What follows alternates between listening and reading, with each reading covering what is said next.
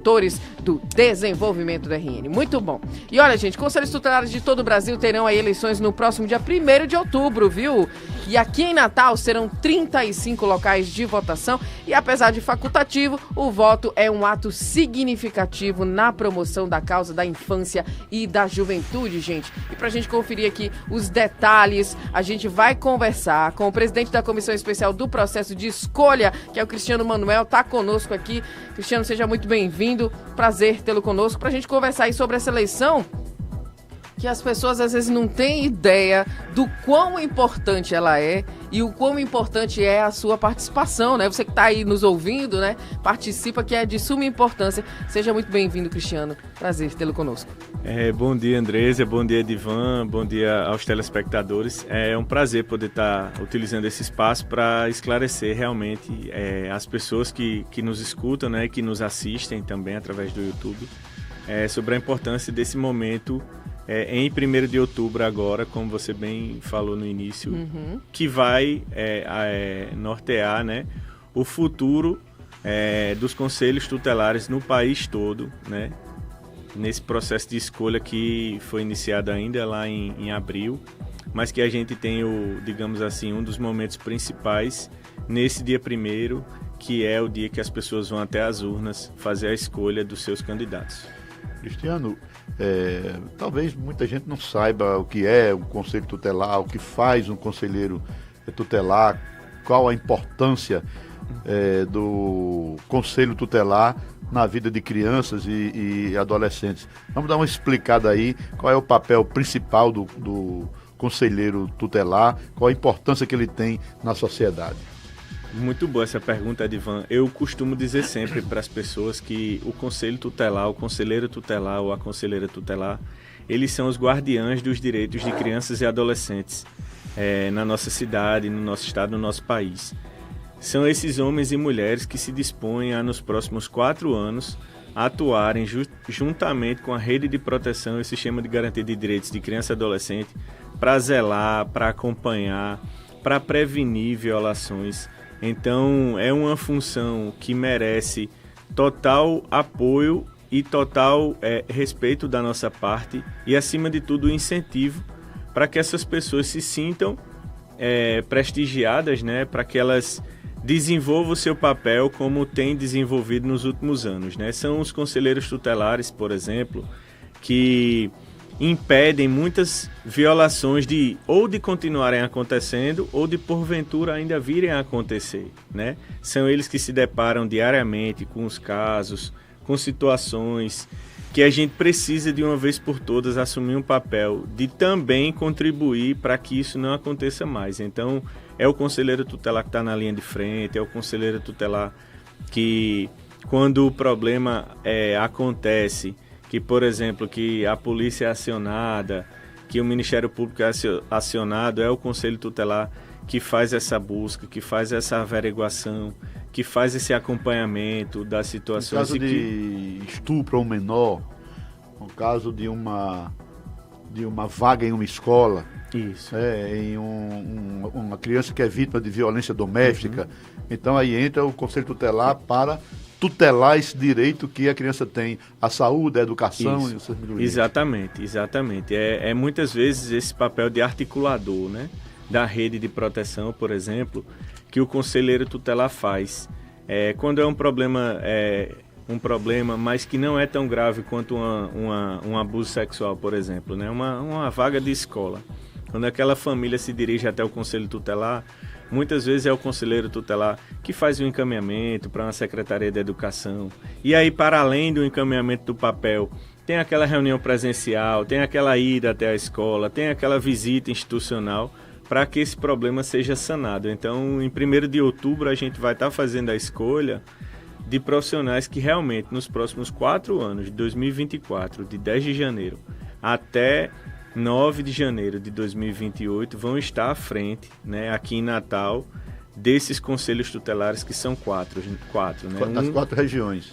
Isso. Nas 4 regiões administrativas, a gente tem um conselho tutelar composto por 5 membros, né, titulares. Agora, Cristiano, o camarada, para ser conselheiro tutelar, ele precisa ter um certo conhecimento pois nessa, né? nessa área. Quem é né? que pode se candidatar, como é né? que faz?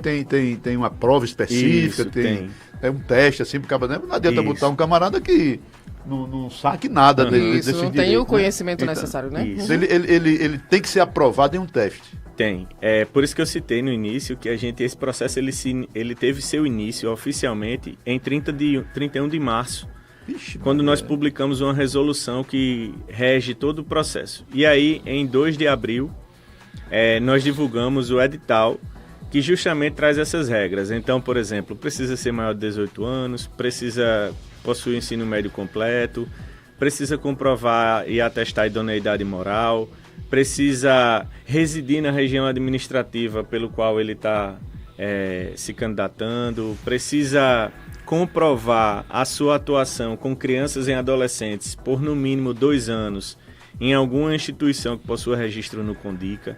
Então, quando ele é habilitado, Edivan, ele ainda passa por um exame de conhecimento específico, Mas né?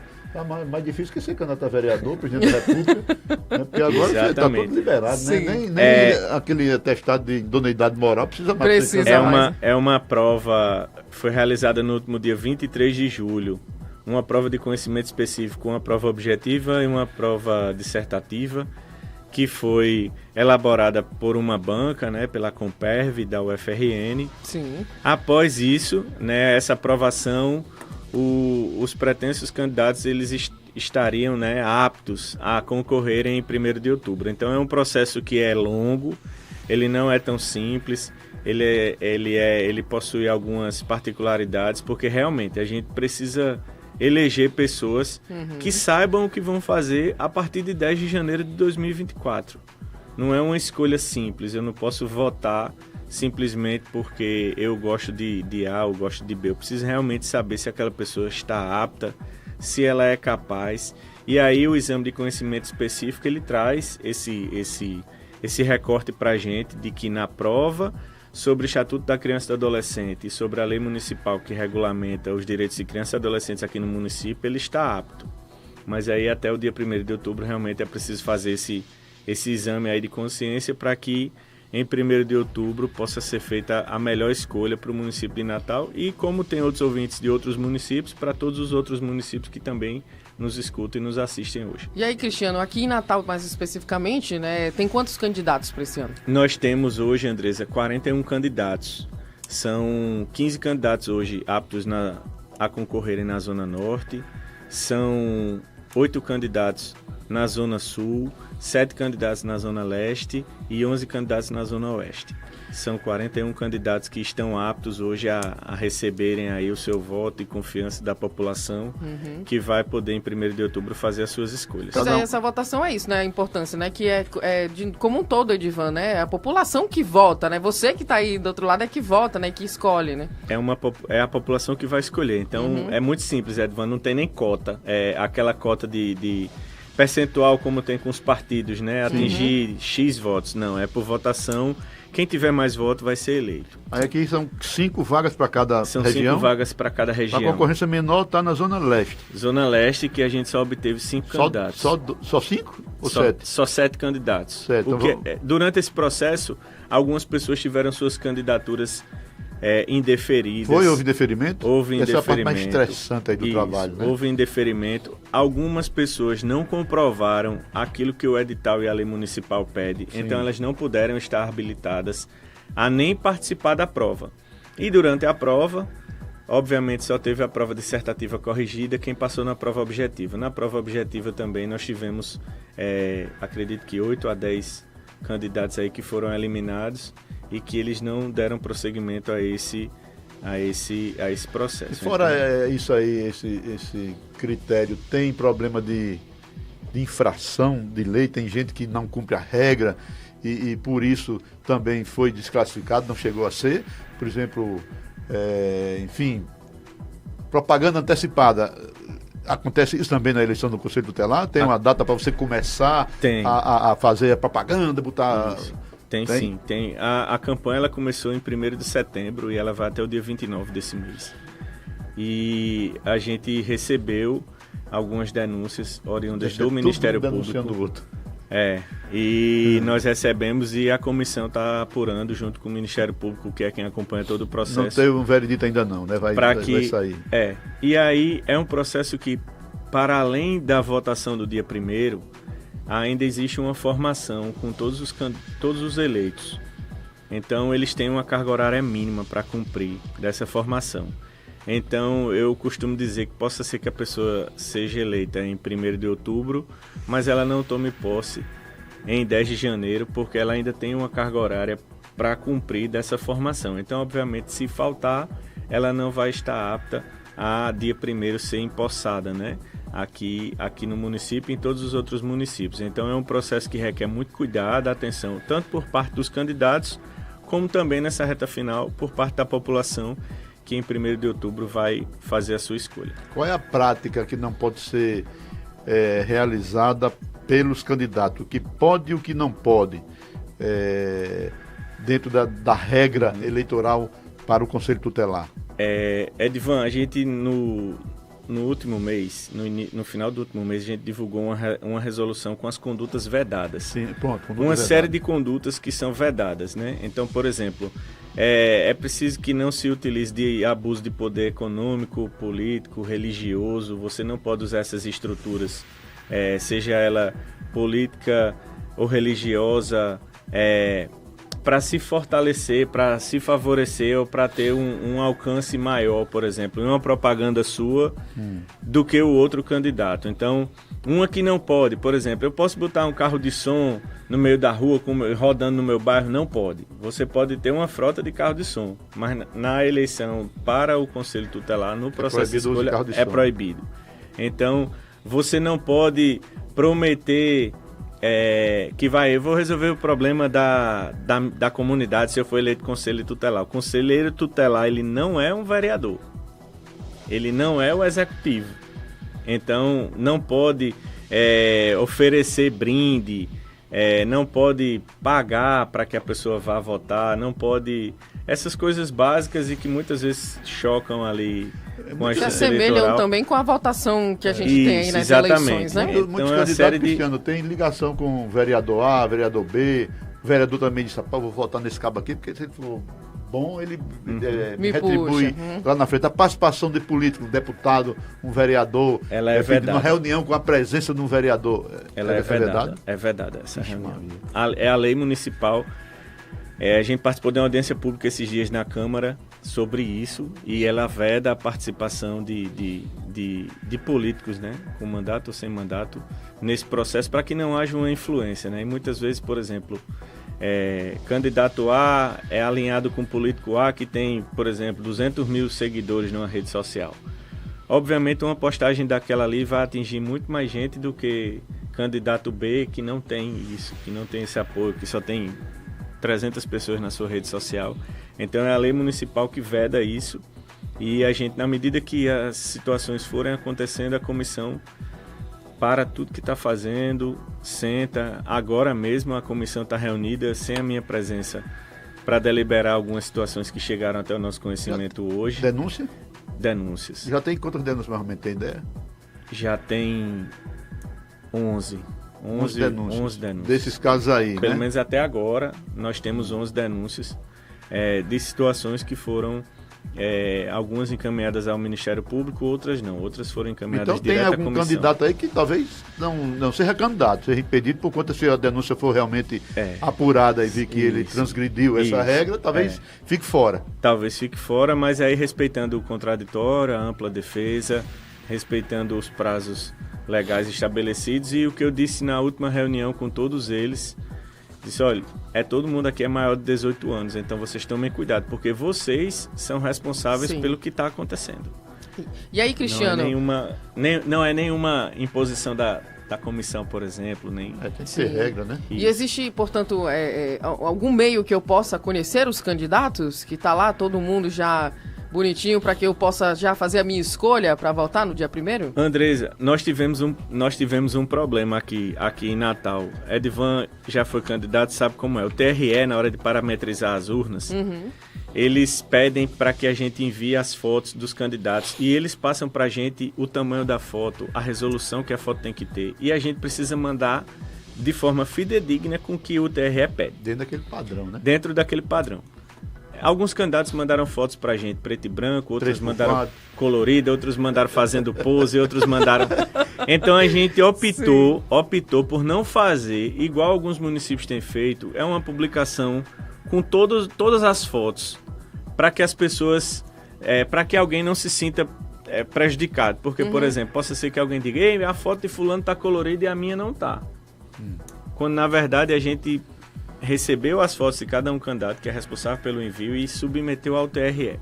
Então, as pessoas podem saber, acompanhar através do Instagram Condica Natal quais foram os candidatos eleitos e o número de todos eles. Mas realmente, para saber se conhece, precisa buscar na rede social do próprio candidato e aí é de responsabilidade dele. Sim.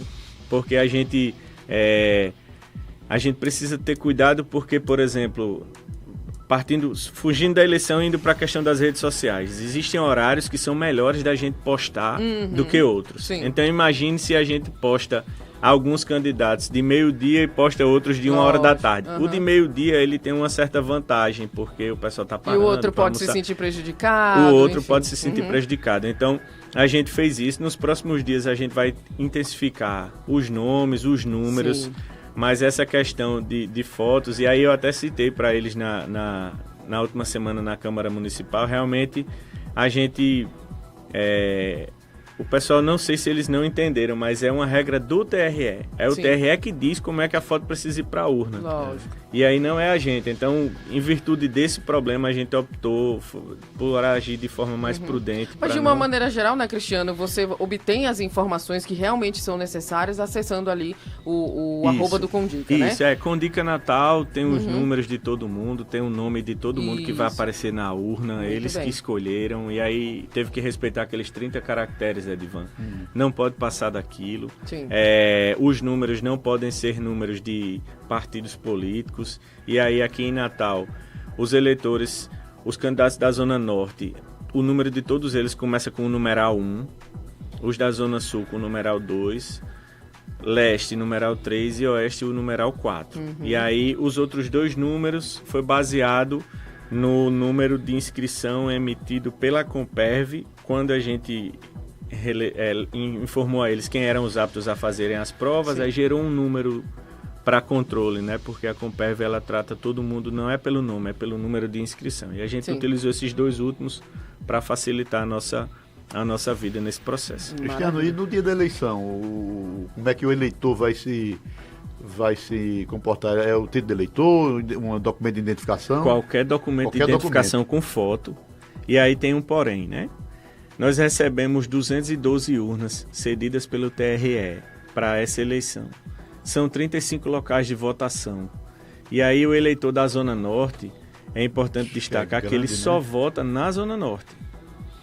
Ele vota só em um candidato da Zona Norte. Certo. Eu vou votar na Zona Norte, mas o meu título, Edivan, é do SEI, da Zona Sul. Não, você não pode votar na Zona Norte. Você vai ter que votar na sua região, porque a eleição aqui em Natal é dividida por região.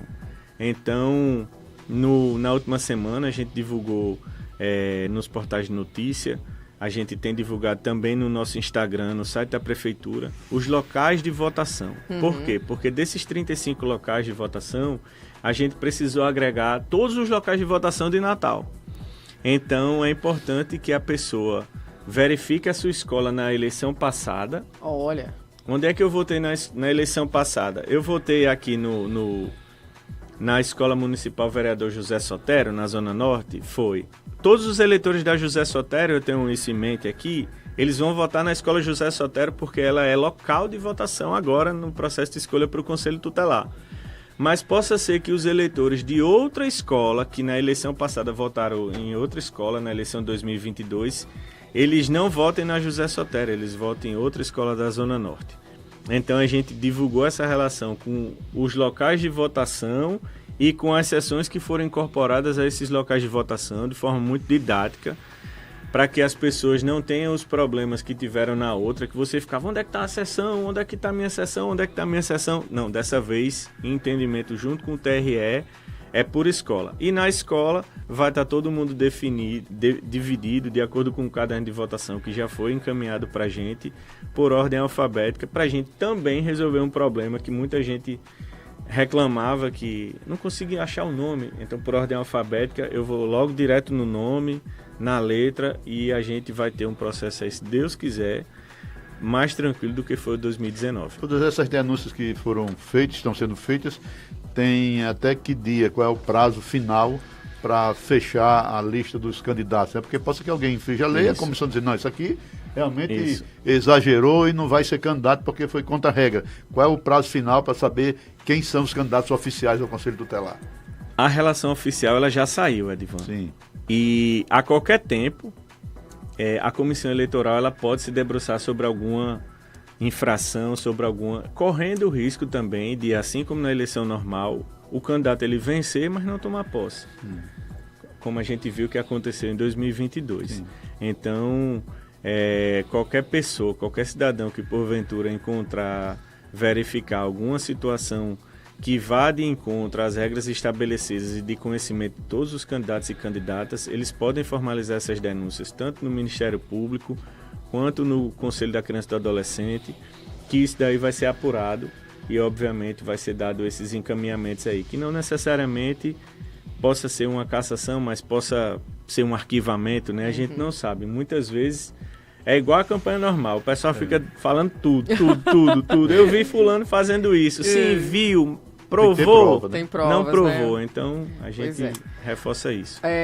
Cristiano, o nosso ouvinte Paulinho de Nazaré está dizendo: o Conselho Tutelar trabalha em conjunto com a Promotoria da Infância e da Juventude, Manuel Onofre, é uma referência imensa, parabéns a todos os conselheiros, Chiquinho e esposa e os demais. Participa aqui conosco lá no nosso chat no YouTube.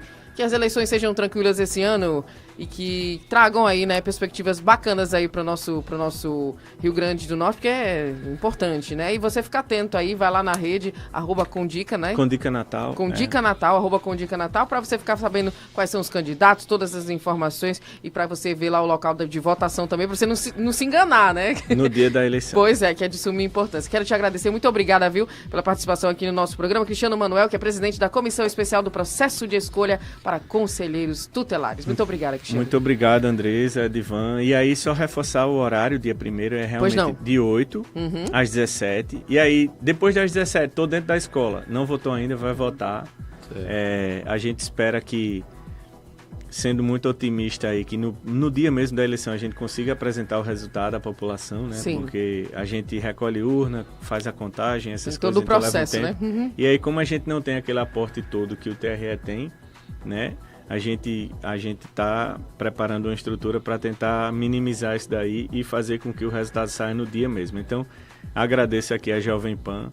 Se na semana que vem vocês conseguirem reforçar mais sobre isso. Reforçamos, sem dúvida. A gente agradece e a gente continua à disposição de vocês para qualquer outros esclarecimentos. Valeu, Maravilha. Cristiano. Muito obrigada, Cristiano. Agora 11h37.